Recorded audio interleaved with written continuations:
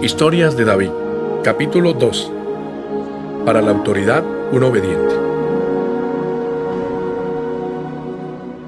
Había vuelto al lugar donde su corazón encontraba reposo, los verdes e inmensos prados en los que seguía disfrutando el contemplar la grandeza de Dios. Esa zona tatuada en su memoria que apaciguaba su ser mientras ponía en acción lo que sabía hacer, pastorear ovejas. Allí donde sus recuerdos permanecían anclados al paisaje, al arroyo y a los cielos que se extendían en las praderas en forma de pequeñas nubes blancas y caminantes, de patas cortas, con gemidos suaves e intermitentes que arrullaban su buen corazón. Seguía pensando en lo que había sucedido, aunque no trataba de buscar explicación. Solo sentía la necesidad de respirar profundamente el aire fresco de ese lugar para llenar sus pulmones de ese aliento de Dios que cada día se le hacía más imprescindible. A medida que miraba hacia la inmensidad, se le revelaba con mayor claridad el contenido de sus sueños en noches anteriores. ¿Rey de qué? ¿Acaso había otro oficio distinto al de cuidar ovejas con el que pudiera mostrar mejor su corazón? Su arpa lo sumergía en un profundo deseo de cantar, de agradar con melodías y versos a un Dios por el que respiraba, a un Dios que le mostraba su amor inagotable, que manifestaba con mayor intensidad a medida que su corazón se entregaba al deseo de disfrutar su presencia. De nuevo la voz aparecía apartando la cortina de su ensoñación. «David, David, tu padre te necesita», le gritaba su heraldo desde lejos. «Ve a casa de nuevo y yo tomaré tu lugar». Una sonrisa gustosa abrazó su vara de pastor y lo impulsó a incorporarse para acudir al llamado. Antes, recogió sus apuntes, esos cánticos y poemas que guardaba en el árbol hueco de sicomoro, su viejo archivo general donde sazonaba con el pasar del tiempo todo lo que Dios le bajaba al corazón.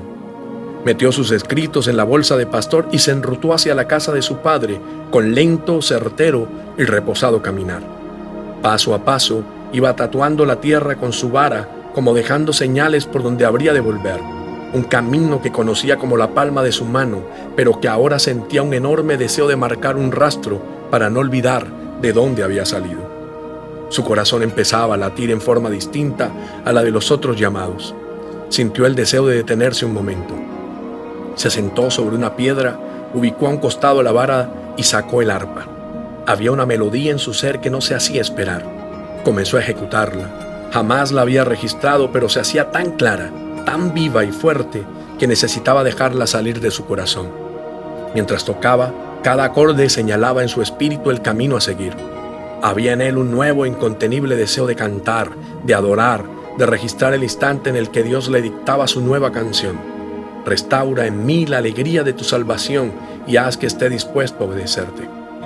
Supo de labios de su padre que el rey Saúl lo mandaba llamar. Afuera, lo esperaban los soldados de la corte del rey que venían a escoltarlo para llevarlo al palacio. Lo que no sabía era que Dios comenzaba a llevar al nuevo rey a la corte del rey. Su corazón humilde no podía registrar este tipo de cambios, pues solo estaba interesado en servir donde quiera que se le necesitara. David disfrutaba el obedecer a su padre.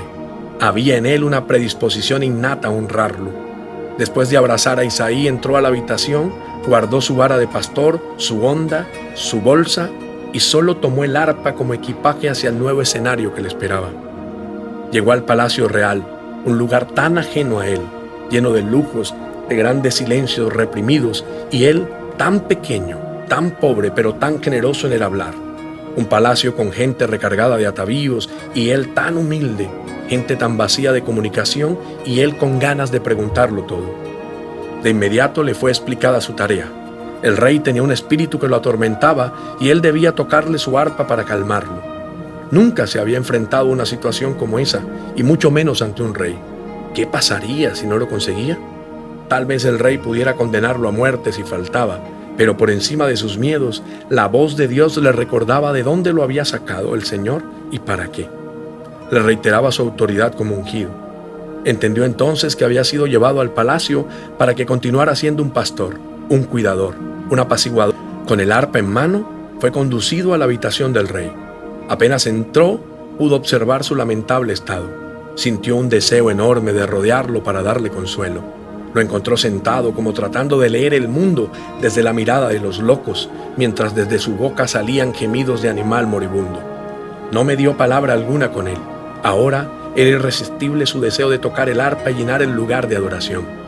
Mientras cantaba al compás de su instrumento, las marcas temporales de su cántico sufrían repentinos y abruptos cortes por causa de los gritos de Saúl, que poco a poco iban menguando a medida que la música hacía su efecto hasta dejarlo dormido.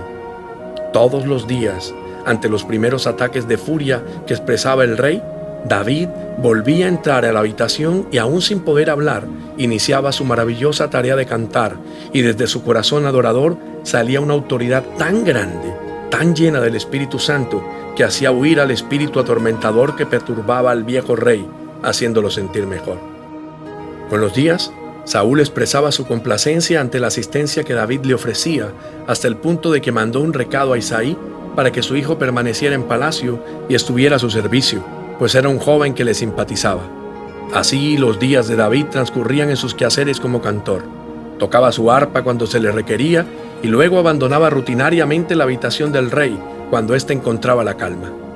Era entonces la única oportunidad de David de salir discretamente de la habitación para descansar en otro lugar mientras evocaba los verdes prados, el olor a hierba recién cortada y el balar de sus ovejas que lo ayudaban a resistir el encierro en el que estaba.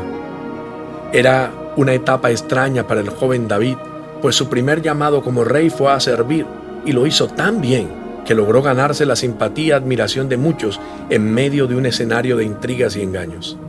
Ya con el pasar de los días logró organizar el tiempo para ir y venir de la corte al lugar donde su rebaño lo esperaba para alimentarse juntos del pastoreo de Dios. Entendió que para ser rey había que comenzar primero por pulir la corona y el corazón.